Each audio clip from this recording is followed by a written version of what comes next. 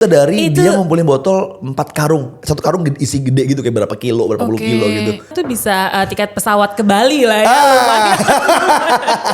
Buat Bisa hobi. healing gitu. Konsepnya udah bukan lagi people, planet, profit. Oke. People, planet, profit plus prosperity. Aduh kayak ini menyelamatkan semuanya ya. Ya ampun. Circular economy. Bener, circular economy.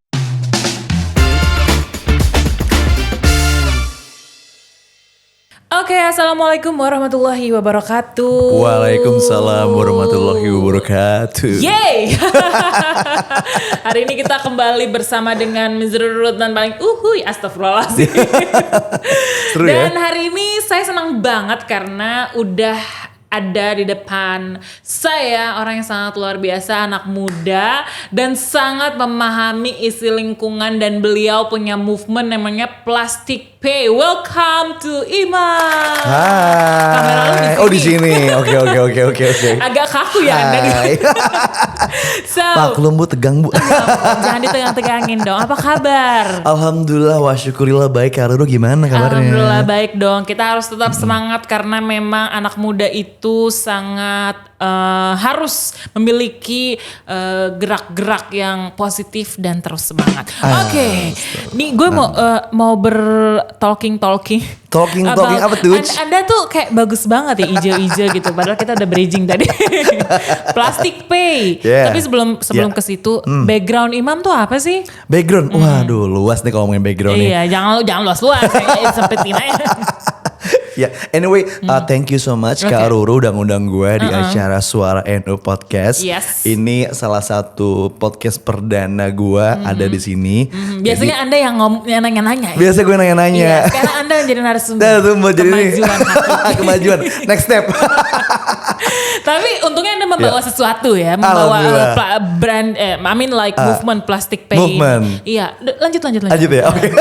Ya, oke. Anyway, my background. Jadi background gue terjun banyak di dunia konten kreatif. Oke. Gue juga sustainable enthusiast juga.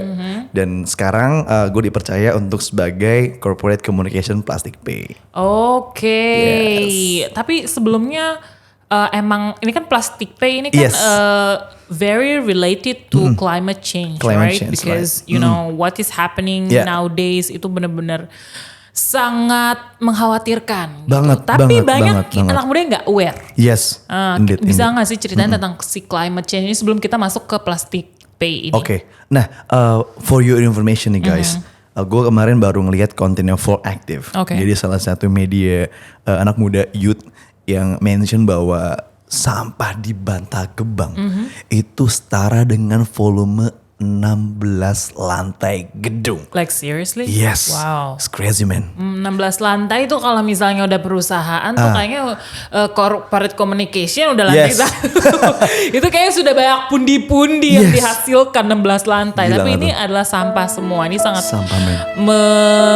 menyuhkan hati sih ya. Tapi terus Dan apa gua- lagi? Anyway, gue sebagai warga kota Bekasi juga. Menurut gue is not fair gitu. Oke. Warga DKI memproduksi sampah, tapi kok buang sampahnya di Bekasi? Oh my god. You know what I mean, right? Iya, gue ngerti Iya. sih. Tapi sebenarnya bukan cuma warga DKI aja. Enggak cuma warga DKI doang. Iya, tapi intinya kan pengepul sampah apa maksudnya kayak pusat Yes. peletakan sampah. Kok gue bahasanya jadi kaku banget. Ayo jangan tegang-tegang ibu. Coba minum belum. Udah tadi udah dua galon. Oke. Terus terkait dengan keadaan sampah saat Yes. ini, kemudian pasti kita anak muda harus punya solusi dong. Benar. Dan gue sudah mendengar panjang lebar, lu punya solusi itu. Apa tuh? Nah, sebelum masuk ke solusi kita perlu sampaikan dulu nih Oke. yang paling mengerikan dari sampah plastik oke, ini. oke. Di NPAP sendiri, National Plastic Ocean Association, Oke. semacam organisasi di bidang plastik, dia mention bahwa Indonesia adalah the largest producer plastik kedua setelah China. Wow. Dan yang jadi masalah di Indonesia adalah bagaimana kita bisa mengubah perilaku masyarakat untuk bisa mau memilah sampah plastiknya. Karena emang sebenarnya plastik tuh udah dekat banget sih Sama kita. Dalam seminggu ini nggak pakai plastik berapa kali? Kayaknya gue susah ngitungnya deh. Susah.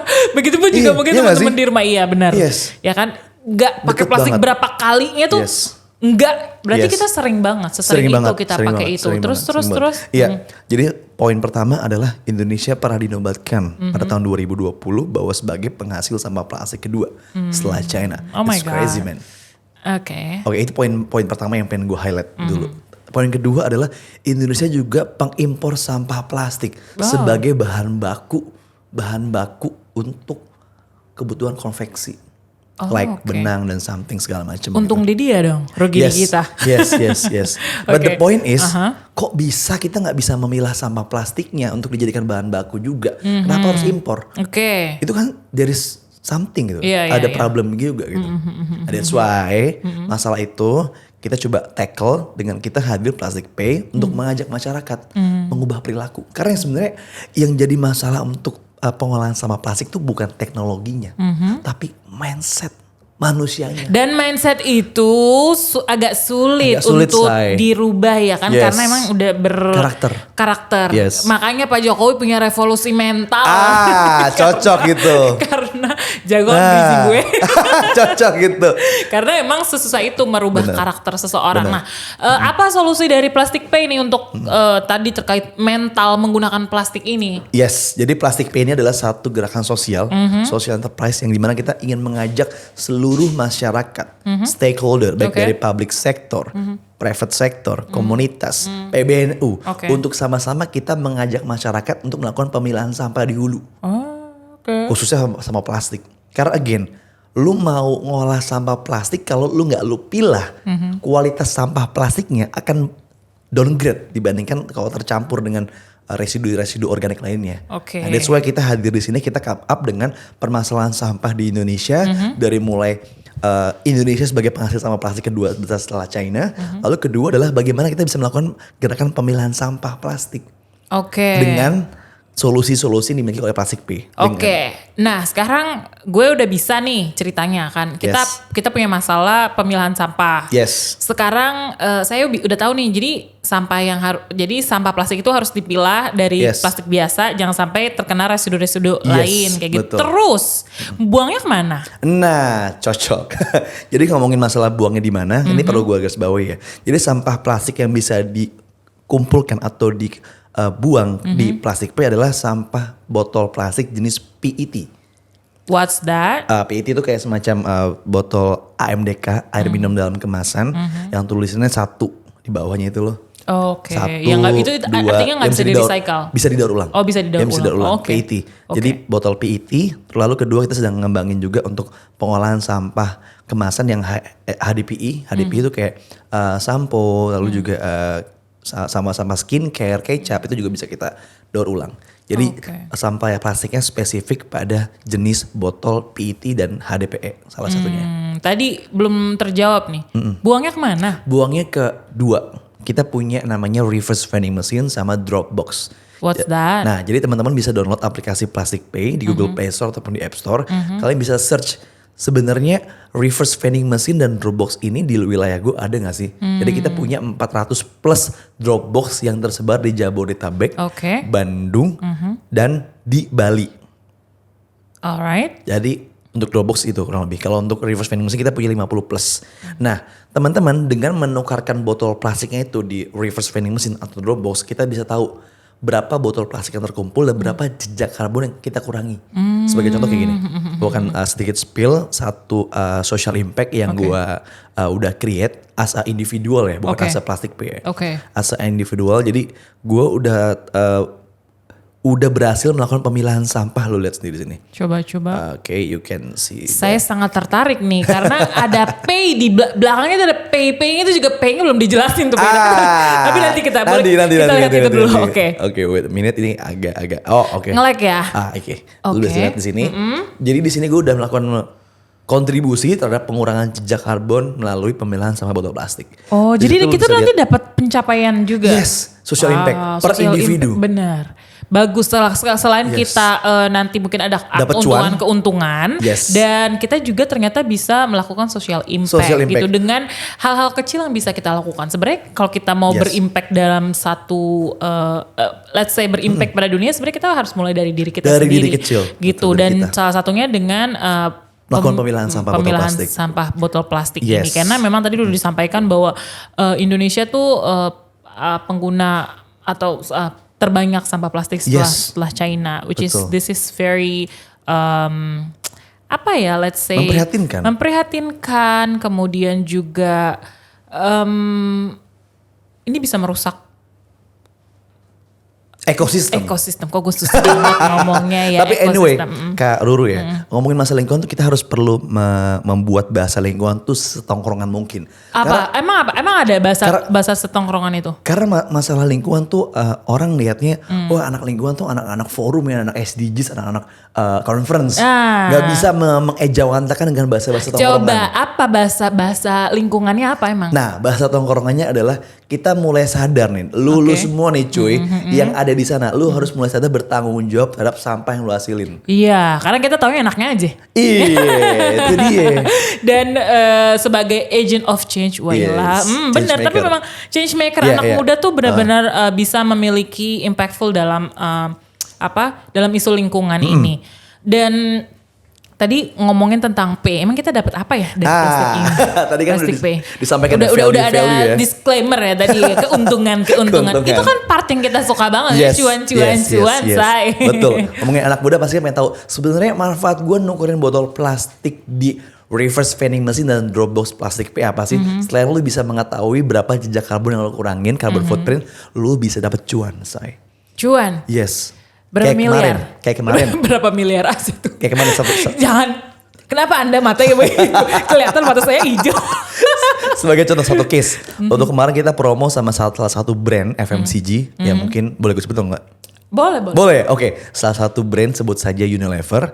Mereka mensubsidi dalam satu momentum Hari Peduli Sampah. Satu botol dihargai dengan 1.000 perak. 1.000 perak. Satu botol pada saat itu ya, momentum itu ya. Jadi memang kita memang ada satu harga khusus. Jadi kalau memang nggak promo, satu botol ekuivalen dengan 56 perak. Atau 1 kilo ekuivalen 3.000 perak. Lebih mahal dibandingkan lu jual di tengkulak atau di pengepul. Right. Nah, enak dong 1.000. Kita ngumpulin, kita minum es botol atau apa botol sehari mungkin 1 dikali 30 dan 30.000 lumayan buat GoFood ya kan. Dan bahkan ada orang jauh-jauh dari Surabaya seniat itu pas lagi ada promo satu botol 1.000 perak dari Surabaya dia datang bawa kayak 5 karung something itu dia dapat around 1,5 juta something gitu. 1,5 juta? 1,5 juta dari itu, dia ngumpulin botol 4 karung. 1 karung isi gede gitu kayak berapa kilo, berapa puluh kilo gitu. Itu 1,5 tuh bisa tiket pesawat ke Bali lah ya. Bisa healing gitu. Bisa healing banget ya kan. Menghirup pantai-pantai di Bali. Yang dari keresahan, dari kestresan juga. Itu bukan hanya kita menyelesaikan masalah, tetapi kita juga mendapatkan kebermanfaatan. Tadi cash tadi, kemudian juga cuan-cuan tadi. Dan apalagi? Dan paling penting adalah lu nggak cuma dapat, jadi cuan itu bisa di convert juga di digital payment kayak GoPay, OVO, Dana, Link aja. Jadi kita electronic pay dan juga bahkan kalau lu mau ngadain konser buat teman-teman IO, lu juga bisa melakukan registrasi RSVP-nya dengan lu bawa botol plastik, maka lu nggak usah harus bayar lagi. Langsung pay with bottle. Wow, pay with bottle. Kayak dilakuin sama wali kota Surabaya. Lu masuk busway, hanya bawa botol plastik lu bisa gratis. Ih, nice banget. Nice banget sih.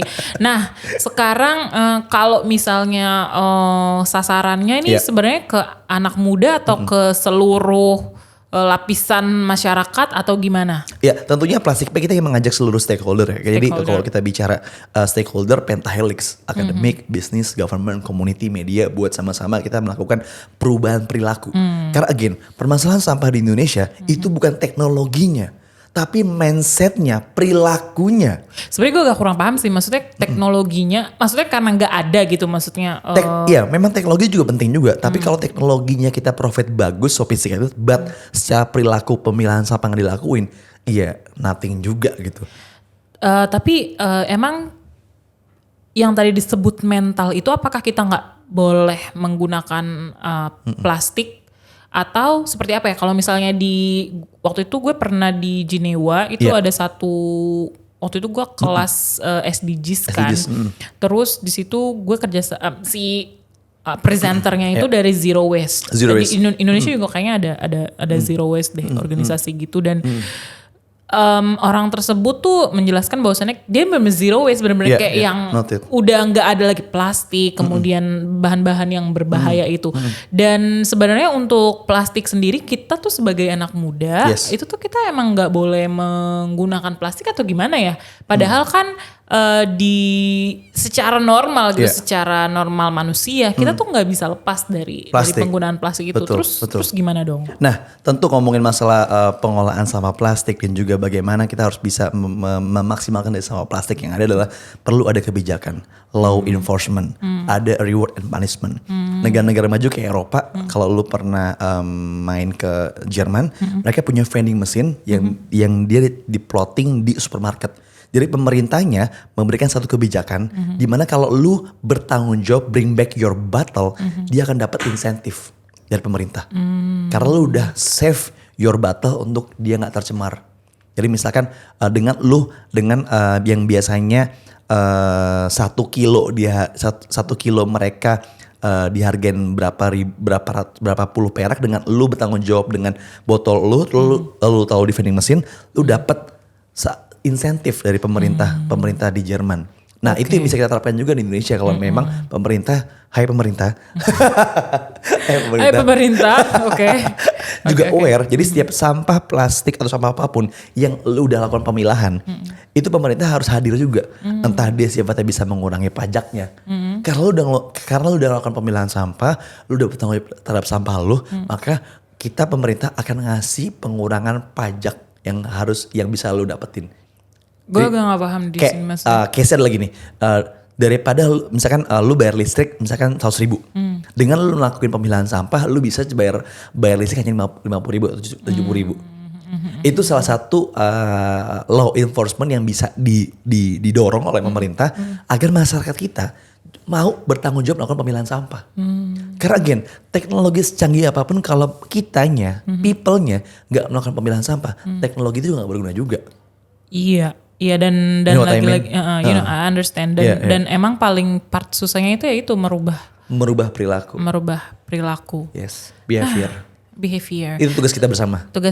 Makanya adanya podcast ini juga bisa orang-orang tahu keuntungan buat Anda, keuntungan buat saya, keuntungan buat kita semua. Ya nggak sih? Apalagi PBN itu kan ditonton langsung oleh 100 juta lebih loh. Iya dong, jelas. Apalagi di podcast ini ya nggak sih? Tapi kalau lu secara pribadi gitu, lu melihat data tadi sampah begitu banyak. Sebenarnya apa sih unek-unek yang paling menggelitik diri lu sendiri gitu terkait dengan gue sih nggak mau membangun narasi negatif kepada anak muda, tapi bagaimana kita unek-unek yang ada dalam pribadi diri lu sendiri tuh biar lu selaku anak muda, kemudian juga pelaku movement plastic pay ini, kayak gimana ya mendorong anak muda tuh biar biar semakin aware gitu terhadap sampah. Dan akhirnya climate change ini supaya tidak semakin bola liar. Iya, seperti itu. Ini perlu teman-teman ketahui juga bahwa kemarin di COP26 waktu di Glasgow. Di Egypt. 26. Oh 26, oke. 26, iya. Nah, Egypt kan baru kan? Di Egypt kan 27. Iya, di Glasgow lalu di Egypt kita punya satu misi bersama melakukan dekarbonisasi. Di mana? Boleh tuh jelasin sedikit. Dekarbonisasi ini salah satu langkah setiap negara untuk mulai melakukan zero waste to zero emission. Oke. Nah, caranya bagaimana? Cara kita harus mulai melakukan saving the energy, saving the waste. Agar apa? Agar pemanasan global nggak cepat proses. Iya, artinya ngerem lah ya. Iya, Kita ngerem. Memperlambat laju global warming ya Indonesia. Apalagi Indonesia juga punya target Indonesia Net Zero Emission 2060. Apakah itu hal yang possible? Possible pasti. Kalau kita semua, lu, gue, teman-teman PBNU, teman-teman masyarakat NU, semua lapisan masyarakat mau bertanggung jawab terhadap sampahnya dan energi yang mereka hasilkan baik di rumah, di perkantoran untuk bisa save, nggak boros. Kita melakukan satu langkah atau perilaku yang sesuai porsinya. Betul, dan tidak konsumtif pastinya. Yes. Kayak gitu. Karena itu memang sangat memprihatinkan, berbahaya gitu, dan perlu banget diingat bahwasannya anak muda itu, kita nih di umuran kita nih, kita yang bakal melanjutkan, take the position, right? Betul, kita yang take the position, kita yang bakal hidup lebih lama. Semoga sih lebih lama. Amin. Gak, maksudnya kayak secara kalau misalnya kita hidup lebih lama ya pastinya lah, insya Allah amin. 20-30 tahun ke depan we are in that position gitu. Kita yang akan menikmati apa yang kita tanam hari ini gitu. Dan kalau misalnya kita menanam sampah-sampah Anda akan memanen bencana gitu. Kalau menanam sampahnya nggak bener gitu ya. Nggak bener ya. Tapi kalau menanam sampahnya dengan mengelola, memilah, mengerem dan lain sebagainya, ya kita juga akan menikmati dampaknya. Lebih impactnya tuh nggak terlalu besar kepada bumi kita tercinta ini. Dan sebagai orang muslim pastinya, muslim dan muslimah, kita anak-anak muda muslim, kita juga harus benar-benar terus berperan. Dan saya sangat percaya gitu, anak-anak NU nih sangat luar biasa. Giving applause. Sangat luar biasa dalam ikut serta dalam menyelamatkan dunia. Dalam hal ini kita bisa juga pastinya mulai aware terhadap sampah dan lain sebagainya. Kayak gitu. BTW tadi aku kayaknya mau dikasih hadiah. Dia langsung ditembak dong. Langsung ditembak. Habisnya kayak lama. Oke. Ngasih hadiah gue. Oke. Surprise. Jadi gue mau ngasih salah satu gift dari hasil upcycle produk yang dikreasikan sama teman-teman UMKM. Wow. UMKM yang terlibat di sini adalah teman-teman dari disabilitas, penyandang disabilitas dan juga pelaku wirausaha perempuan. Jadi kita kayak ini menyelamatkan semuanya ya. Ya ampun. Circular economy. Benar, circular economy. Wow. Jadi ini salah satu bahan baku New Pouch kita terbuat dari 6 botol plastik. 6 sampah botol plastik. Jadi satu pouch ini 6 botol plastik. Satu New Pouch ini lo bisa pegang. Ini setara dengan 6 botol plastik. Jadi tadi polanya, pola kita adalah sampah botol plastik yang udah lo taruh dan lo tukarkan di reverse vending machine dan Dropbox. Kita pick up, kita daur ulang. Nah, hasil daur ulang ini berupa bahan baku. Nah, bahan baku recycle felt ini kita elaborasi lagi dengan teman-teman penyandang disabilitas, teman-teman wirausaha perempuan, buat mereka create brand like this. Ini namanya apa nih? Ini namanya New Pouch. New Pouch ini salah satu varian produk yang di-create sama teman-teman UMKM perempuan dan juga penyandang disabilitas. Guys, jadi teman-teman NU yang pengen nge-create brand dari 100% sampah botol plastik, bisa, kita akan support teman-teman.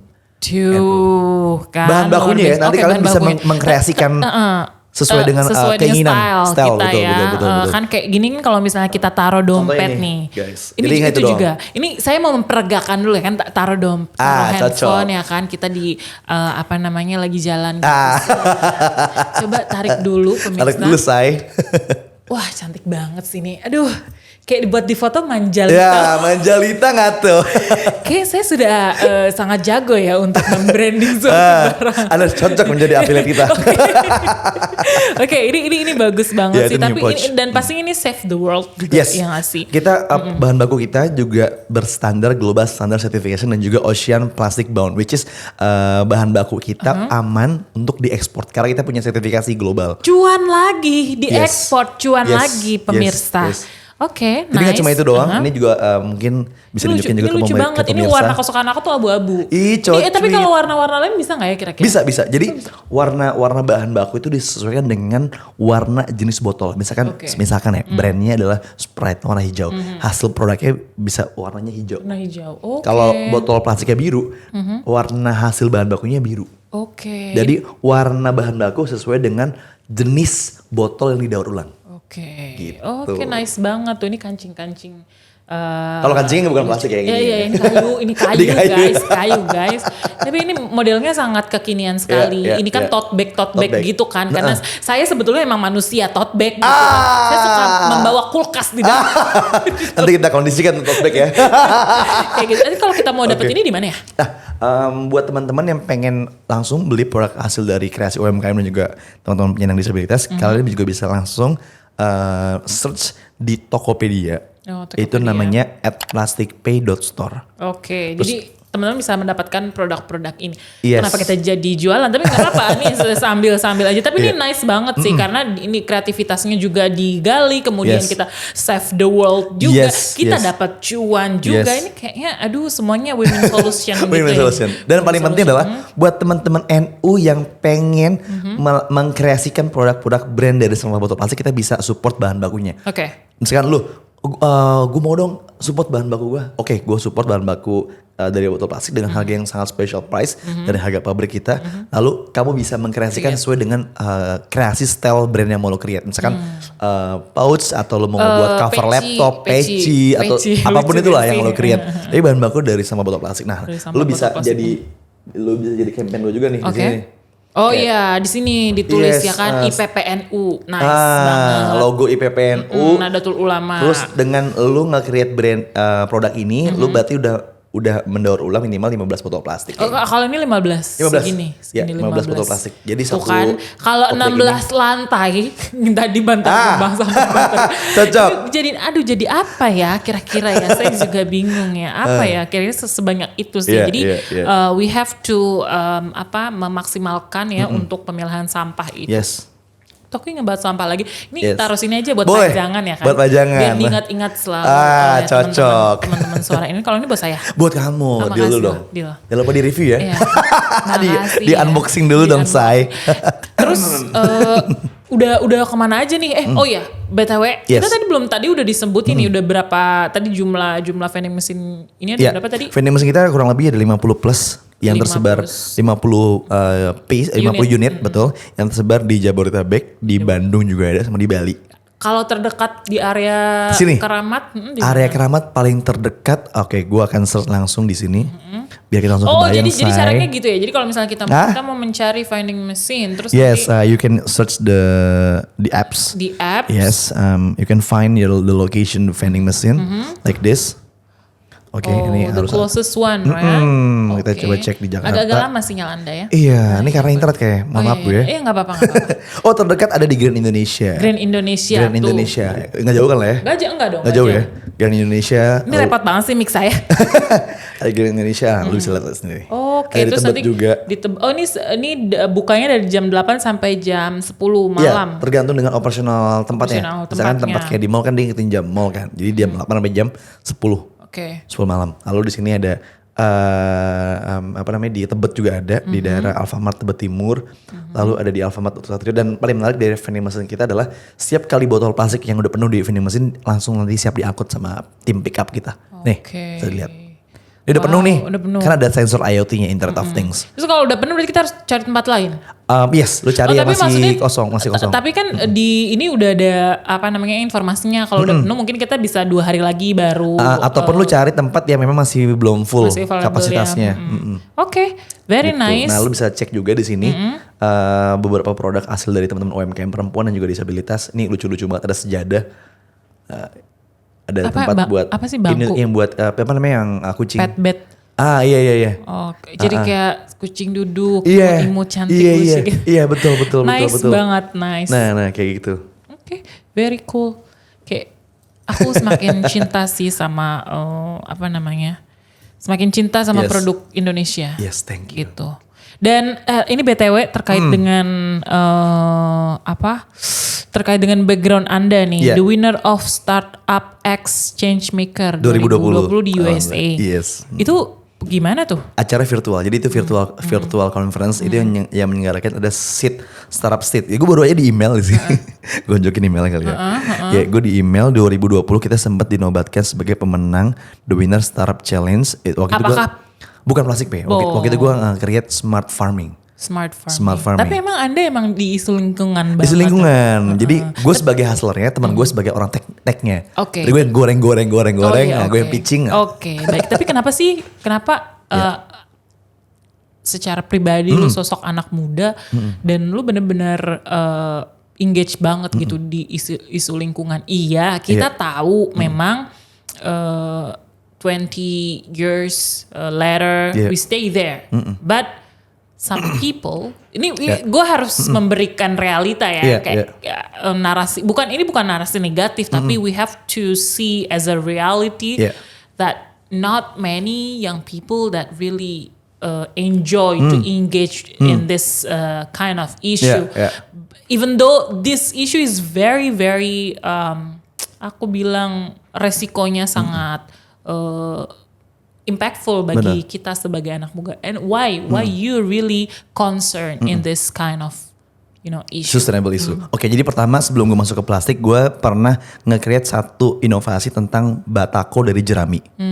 Jadi 2012 gue riset sama teman gue di Undip.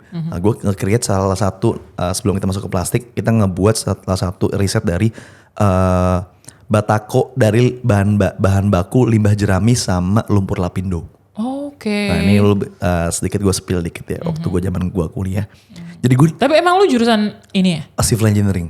Civil engineering. Nah, ini me when I college. Oke. Ya, jadi gue dari 2012. Agak beda muka Anda ini, lihat deh. Beda itu zaman aktivis tuh. Aktivis ya. Aktivis lingkungan. Oke. Batako dari jerami. Iya. Terus emang itu kuat ya? Ya itu dia kan sifatnya kan riset. Jadi riset kita coba cek bahwa jerami ini perlu di-combine dengan semen yang bahan bakunya ada di lumpur lapindo. Jadi lumpur lapindo kan ada berbagai macam bahan baku yang memang dia ada kandungan semennya juga. Kayak silika, CaO, lalu juga ada titanium dioksida juga. Nah kita sintesis bahan baku dari lumpur Sidoarjo, kita mix dengan jerami dan semen yang udah ada, lalu jadi bahan baku produk berupa batako, batako ringan. Pada saat 2012 terus awalnya sampai sekarang gagal nggak tuh? Kok gue langsung iya bener gagal nggak gue lanjutin karena waktu itu kita hanya fokus PKM riset, abis itu menang, abis itu udah nggak lanjut sampai tuntas. Karena memang problem teman-teman researcher di saat itu adalah access to scale up. Jadi dari riset prototype berhasil works, but ketika kita mau scale up ke industri takes time, butuh waktu dan butuh support pada pihak-pihak industrinya. Tapi emang sejujurnya bagi kita yang really concern in particular issue gitu. Apalagi anak muda. Isu-isu kita tuh keren-keren banget. Banget. Tapi kenapa ya? Problem apa yang lo rasakan gitu untuk ini tuh sebenarnya bagus banget untuk kita let's say implement gitu. Tapi apa sih yang paling susah yang lu berinfluence atau berinvolve di dunia lingkungan itu sejak lama dari kuliah dan lain sebagainya. Tapi part apa sih yang paling susah menurut lo? Part yang paling susah adalah bagaimana mengimplementasikan teori yang kita pahami di kuliah menjadi satu actionable action. Oke, tapi part support tuh ada gak sih? Part support juga penting. Jadi kayak misalkan lu sebagai researcher, lu sebagai anak inovasi banget nih. Lu mau scale up hasil riset lu buat masuk industri, itu butuh kolaborator.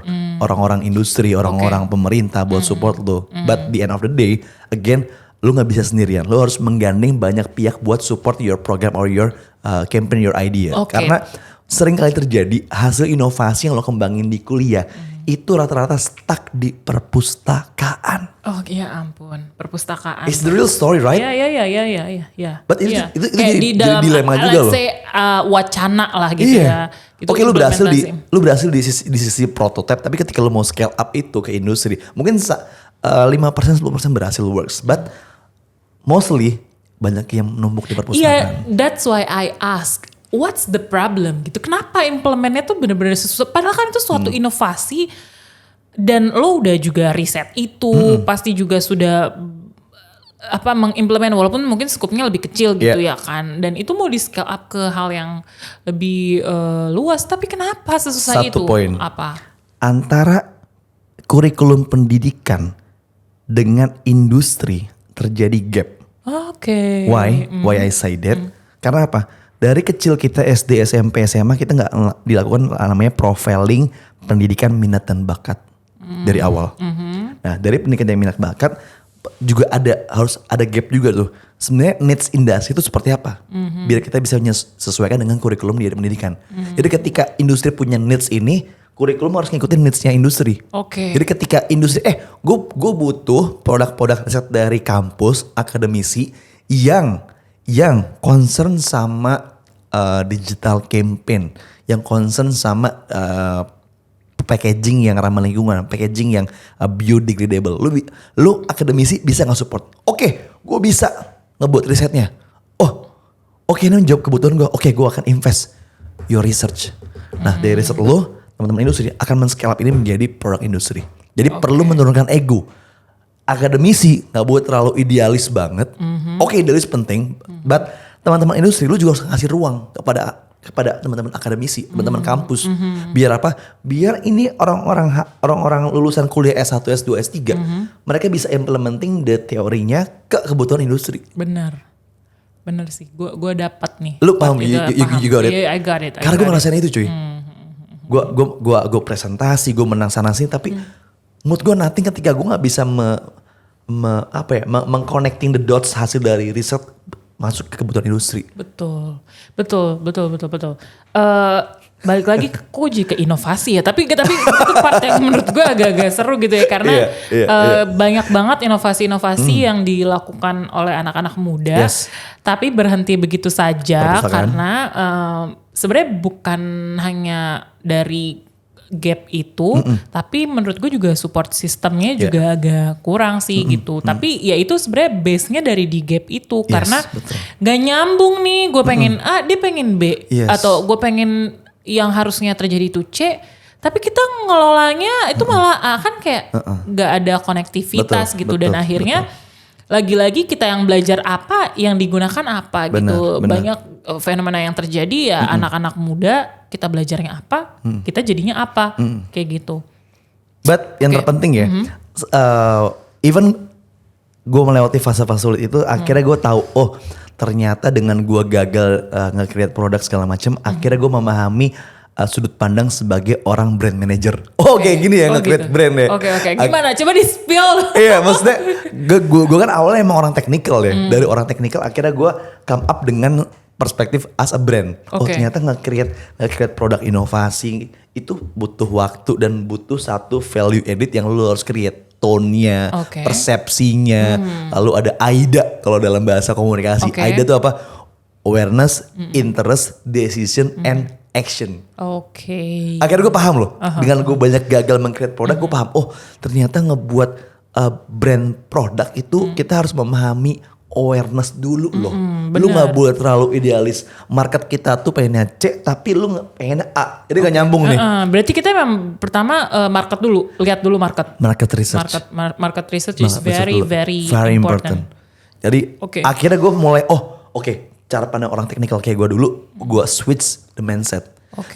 Cara pandang teknikal gue harus come up dengan apa yang menjadi kebutuhan industri, kebutuhan market tuh apa. Baru gue create something di produk. Sesimpel kayak plastik hadir, kita hadir ingin men-tackle masalah-masalah yang dihadapi oleh brand. Betul. Kayak brand-brand FMCG, Unilever, Mayora segala macam yang memang mereka memproduce sampah kemasannya untuk kita bisa ikut terlibat dalam proses daur ulang. Dan sebenarnya itu dana yang akan keluarkan oleh CSR juga kayak gitu, karena sebenarnya mereka kan punya tanggung jawab sosial Bener, ya. bener. Nih gue udah create ini nih, jadi ya udahlah, gue akan mengeluarkan dana CSR itu juga kepada orang yang mau bertanggung jawab atas Betul. produk yang gue hasilkan Produksi, kayak betul, gitu. betul, Dan akhirnya program berjalan, semuanya tuh jadi connect gitu. Semuanya tuh jadi sama-sama seneng kayak gitu. Iya. Jadi yang bisa gue ambil di sini tuh kita juga emang harus market research tuh very important. Tapi kalau lu pribadi, apakah lu untuk Plastic Pay sendiri market research-nya tuh seperti apa? Ya, market research kita tentu kita mengidentifikasi berbagai macam produk-produk yang diproduce oleh brand. Sebagai contoh Le Mineral, Mayora segala macam ya memang mereka memproduce PET. Nah, PET ini kita mau coba BBOB, bring back your product or bring back your bottle untuk bisa di drop atau ditukarkan ke reverse vending machine atau drop box yang kita punya. Lalu kita bertanggung jawab untuk melakukan proses daur ulang.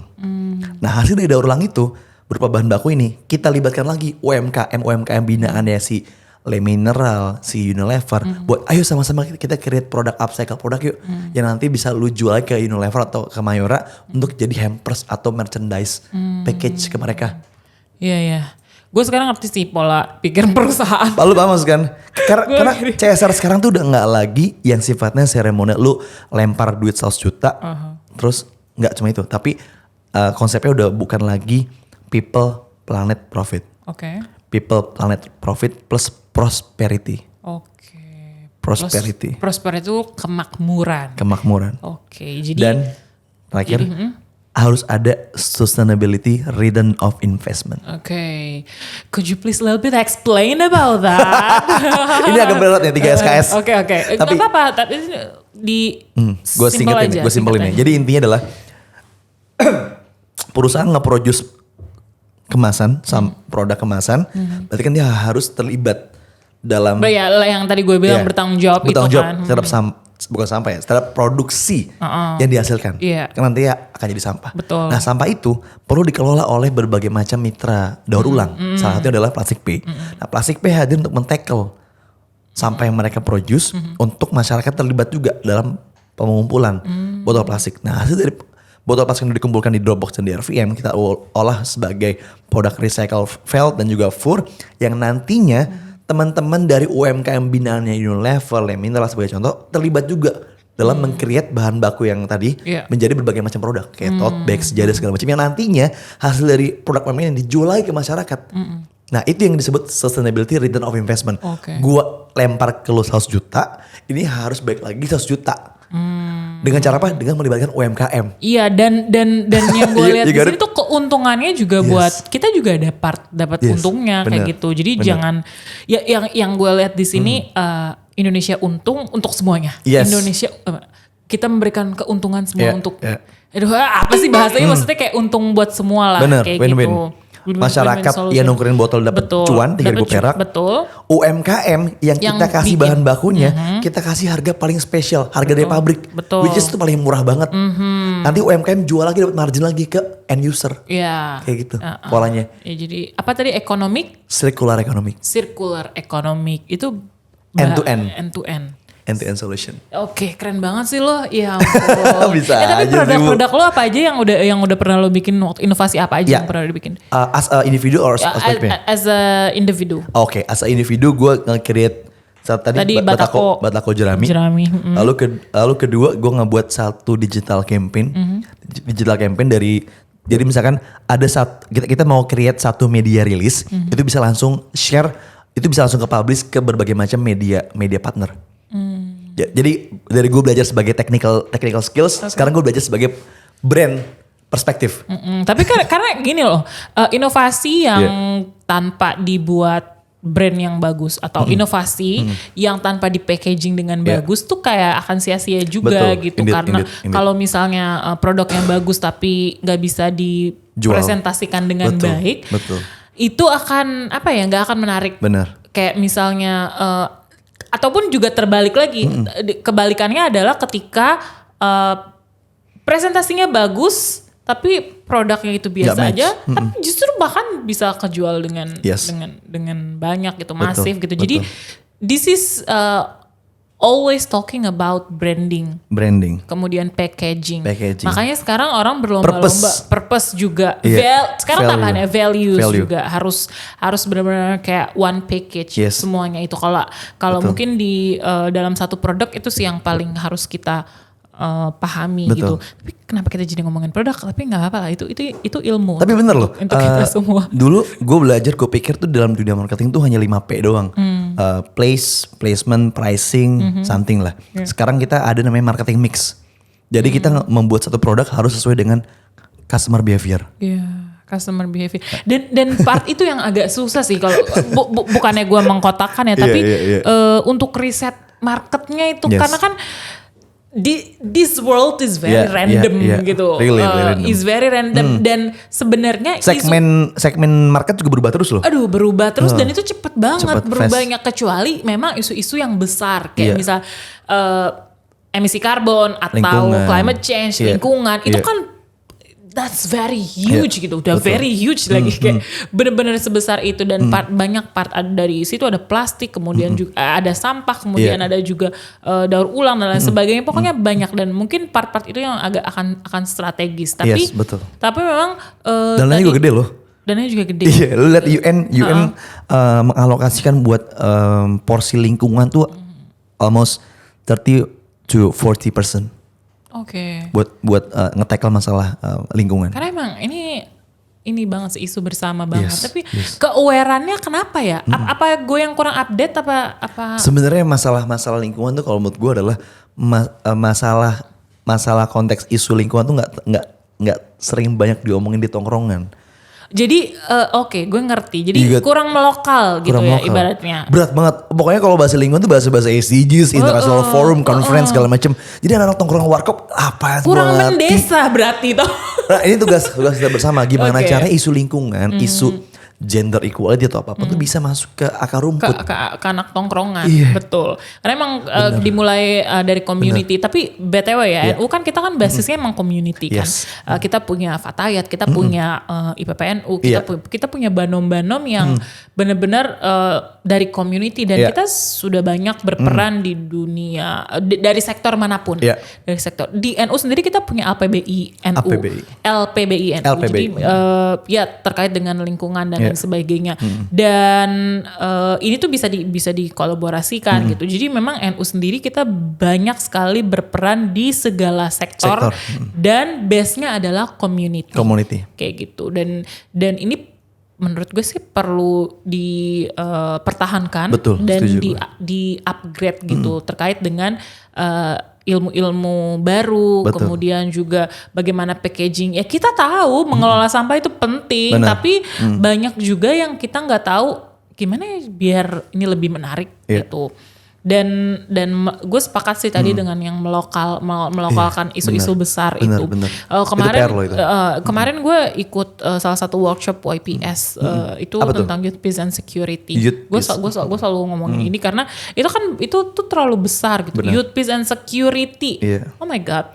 What is that? Itu barang apa itu? Gitu. Kayak waktu SDGs dulu juga.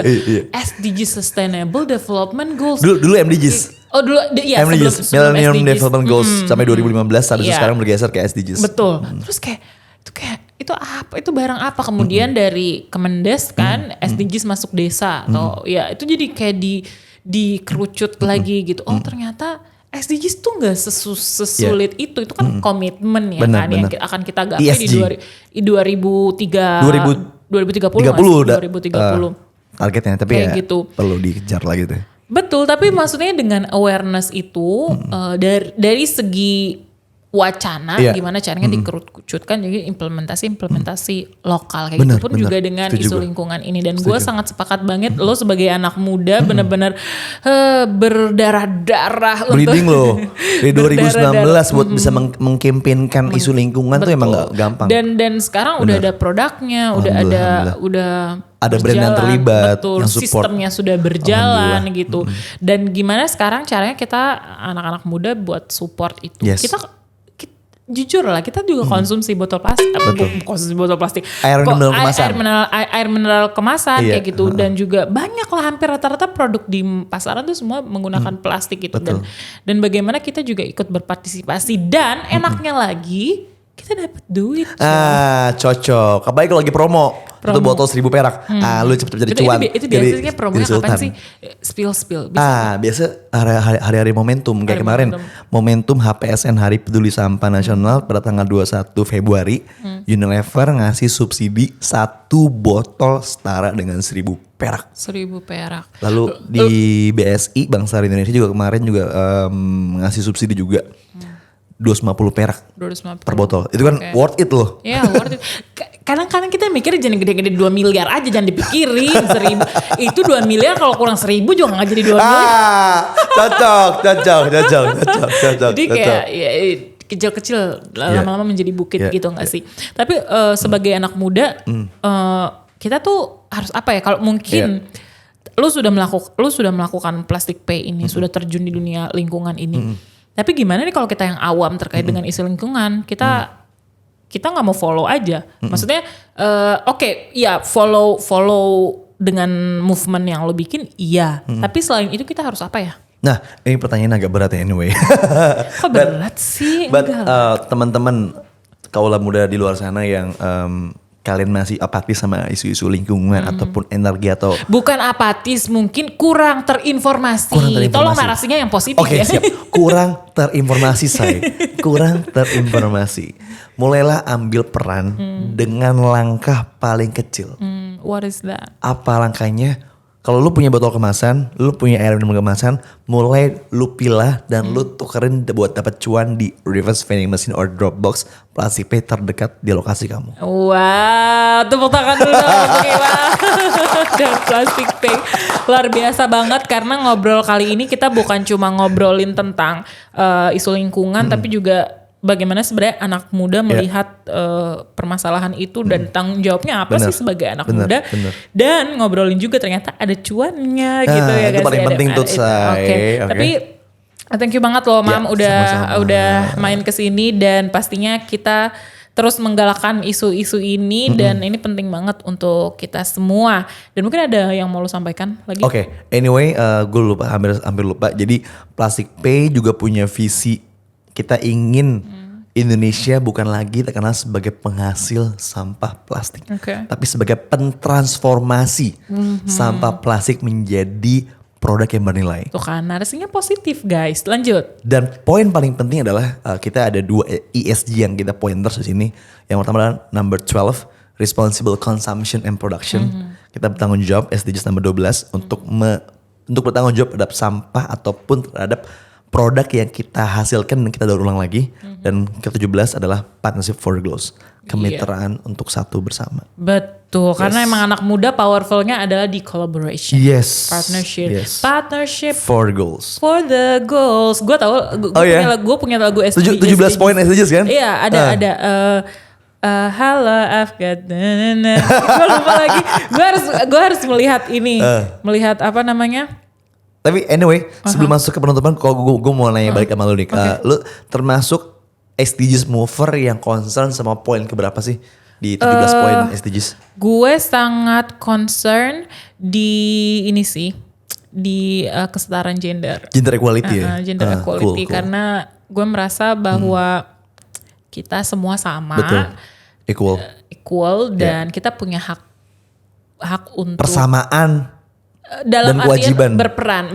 Kita perempuan bisa berperan, laki-laki bisa berperan gitu. Jadi tapi memang ya karena gue punya based on religiositas yang bukan pembatas. Gue sangat percaya bahwa dalam Islam itu kita tuh memang sudah paling apa ya? Gue itu tuh sudah benar-benar diatur secara sebaik mungkin, sebaik-baik. Tuhan yang Maha Esa, Allah Subhanahu Wa Taala tuh sudah seperfect itu gitu, mengatur segala hal di dalam Al-Quran gitu. Jadi as a Muslim we just need to follow it and we see Al-Quran tuh benar-benar mengikuti perkembangan zaman gitu. Kita nggak harus yang kita nggak harus yang kekanan dalam artian tuh kita nggak harus yang kayak back to Saklek Muslim. gitu ya. No way man, no way. Kita benar-benar harus ikut menyesuaikan itu yang paling benar, dan pastinya satu hal yang paling penting, rahmatal lil alamin. Kita benar-benar Islam tuh hadir untuk memberikan rahmat kepada seluruh semesta alam. Iya, semesta alam kayak Yes. gitu. Jadi hewan, tumbuhan dan lain sebagainya. As a human, that part of semesta, kita harus berperan penting sih di situ Dan gitu. bahkan di Al-Quran juga mention juga ya bahwa sebaik-baiknya manusia adalah yang paling bermanfaat. Gitu. Ya, tadi kita tuh kan dia udah melotot ke gue.